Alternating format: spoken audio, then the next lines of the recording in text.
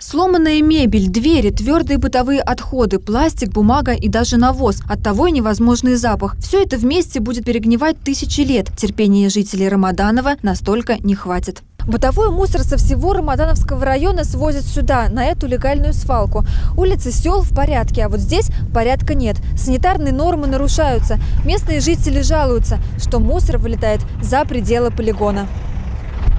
С одной стороны установлен забор с колючей проволокой. Он не дает улетать бумаге, пластику и целлофановым пакетам. Но с других сторон открытое поле. Мусор разлетается далеко, засоряет поля. О проблеме знают, ее пытаются решить. Поставили забор, отгородили лицевую часть. В этом году у нас в планах заградить левую сторону. Будет установлена ванна здесь для омыва шасси колес, чтобы не вытаскивать туда всю грязь. Требования стараемся все по Санпину соблюдать. Все запланированные работы должны быть выполнены до сентября, пока мешает то погода, то отсутствие необходимых средств. Впрочем, в меру возможностей коммунальщики с проблемой борются. Ежедневно здесь работает несколько единиц тяжелой техники, утрамбовывают мусор в котлован.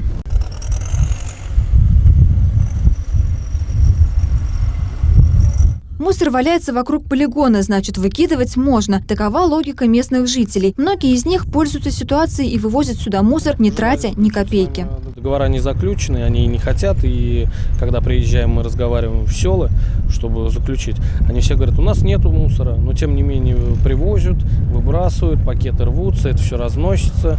Чем больше жителей района будет оплачивать вывоз мусора, тем быстрее полигон приведут в нужное состояние и в окрестностях станет чисто. Система вывоза отходов в районе налажена, как в частном секторе, так и для жителей многоэтажек. С человека выходит по 41 рублю. Но и с этой суммой рамадановцы расставаться не спешат. Замкнутый круг и незамкнутое ограждение вокруг полигона. Кстати, достроить забор еще не все. Чтобы решить проблему до конца, мусор нужно научиться сортировать. Договорились с руководителем, что он уберет в первую очередь вот этот мусор и поставит сюда 2 контейнера. Не один, как сейчас стоит, а 2 контейнера.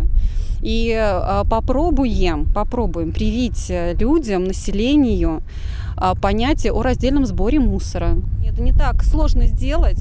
Самое главное, нужно иметь желание.